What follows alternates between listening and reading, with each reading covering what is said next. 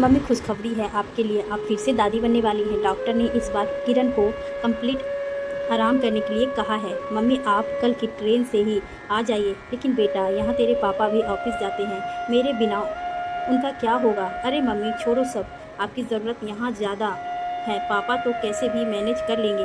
बस फ़िलहाल 3 महीने के लिए आप आ जाइए, क्योंकि डॉक्टर ने 3 महीने ज़्यादा ध्यान रखने के लिए कहा है और कोई बहाना नहीं चलेगा। तब सुरेश जी ने उर्मिला जी से कहा, कोई बात नहीं, तुम सूरज और किरण के पास बेंगलुरु चली जाओ, मैं यहाँ जैसे तैसे मैनेज कर लूँगा। इस वक्त उन्हें तुम्हारी ज़्यादा ज़रूरत है। लेकिन आप कैसे मैनेज करेंगे। मेरा तो जी घबरा रहा है सोच कर। आप भी चलते तो मुझे यहाँ की टेंशन नहीं होती। हाँ मैं चलता। 3 महीने बहुत लंबा समय है, मैं ऑफिस से इतना छुट्टी नहीं ले सकता। ठीक है, जैसे आपकी मर्जी। आप अगले दिन ही उर्मिला जी बेंगलुरु अपने बेटे के पास पहुंच गई। उन्होंने जाते ही घर का और अपनी पोती रूही का काम संभाल लिया। उर्मिला जी किरण को पूरा सहयोग देती थी, उसे कोई भी काम नहीं करने देती। बहुत अच्छी तरह से घर और बाहर की जिम्मेदारी उर्मिला जी ने निभा ली थी, क्योंकि जयपुर में भी सारा काम खुद ही करती थी, तो उन्हें वहाँ पे कोई खास दिक्कत नहीं आई। एक दिन उर्मिला जी अपनी बहू के लिए गर्म रोटियाँ सेक रही थी। रूही स्कूल गई हुई थी। तभी किरण को बाथरूम की इच्छा हुई और जैसे ही बाथरूम जाने के लिए बेड पर से उठी, उसका पैर किसी चीज़ से टकरा गया और वह जैसे ही गिरने को हुई, उर्मिला जी ने उसे भाग कर पकड़ लिया और किरण को कोई भी चोट नहीं आई। किंतु इतने में ही बेटा ऑफिस से आ गया और उसने यह देख लिया और अपनी माँ के ऊपर चिल्लाने लगा, मम्मी आपको मैं यहाँ पर अपने आराम के लिए नहीं लाया, बल्कि किरण की और रूही की देखभाल के लिए लाया था। किंतु आप यहाँ दिन भर खुद आराम करती हैं, मज़े से टीवी देखते रहें और थोड़ा बहुत काम करती हैं। मुझे आपसे यह उम्मीद बिल्कुल नहीं थी। सूरज इतना कहते ही उर्मिला जी का मन बहुत दुखी हुआ और वह अपने कमरे में जाने को हुई। उन्होंने सोच लिया, अब मैं यहाँ बिल्कुल नहीं रुकूंगी।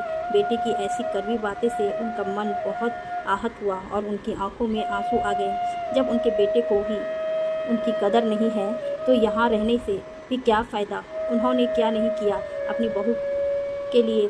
उनकी इतनी बस की ना होते हुए भी वह सारा दिन काम करते रहती है। बेटे को उनका आराम करना दिख गया, किंतु उनका दिन भर काम करके देना वह नज़र नहीं आया। जैसे ही उर्मिला जी जाने को हुई, उनकी बहू ने उनका हाथ पकड़ लिया और बोला, नहीं माँ, आप कहीं नहीं जाएंगी।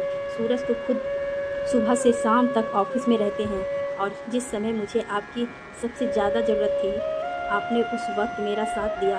मेरी मम्मी ने भी यही कहकर कि पापा को उनकी ज़्यादा ज़रूरत है, उन्हें से मना कर दिया। आपने और पापा जी ने कितने मुश्किलों से अपने आप को मैनेज किया होगा। आप यहाँ दिन भर खुशी खुशी मेरा और रूही का सारा काम देखते हैं, और अगर मैं फिसल गई तो इसमें आपकी क्या गलती। आप तो मेरे लिए ही रोटियां बना रही थी, वह तो मेरा ही पैर टकरा गया और मैं गिरते गिरते बच गई। और सूरज, तुम्हें अपनी माँ की सेवा नज़र नहीं आई। कैसे बेटे हो तुम। तुम्हें आज अपनी माँ से ज़्यादा अपनी पत्नी प्यारी लग रही है। कभी कभी 2 पल के गुस्से से प्यार भरा रिश्ता बिखर जाता है, और तुमने आज यही किया है। किरण की बात सुनकर सूरज बहुत शर्मिंदा हुआ और अपनी माँ से माफ़ी मांगते हुए बोला, सॉरी माँ, मैंने आधा अधूरा सच देकर उसे गलत समझा। इसमें आपकी तो कहीं कोई गलती नहीं थी। और सॉरी किरण, तुम सही कह रही थी हो, मैं तुम्हारे प्रति कुछ ज़्यादा ही संवेदनशील हो गया था। मैं तुम्हारे और आने वाले बेबी को लेकर डर गया था और अपनी माँ को मैंने नज़रअंदाज कर दिया। ऐसा कहकर अपनी माँ के सामने रोने लगा। तब उर्मिला जी ने कहा, कोई बात नहीं बेटा, कई बार नज़रों का धोखा ऐसा ही होता है, किंतु आज मुझे अपनी बहू पर बहुत गर्व है। बहू की समझदारी से आज रिश्ता बच गया, जिसने मुझे भी शर्मिंदा होने से बचा लिया। वरना यह चाहती तो कह सकती थी कि मम्मी जी ने मेरा ध्यान नहीं रखा, किंतु इससे मुझे अपनी माँ से भी ज़्यादा अपनी माँ माना है। अब तो बेटा तुम चाहोगे तब भी मैं यहाँ से नहीं जाऊँगी। और उनके ऐसा कहते ही सभी ज़ोर ज़ोर से हंसने लगे और गर्म का वातावरण हल्का हो गया।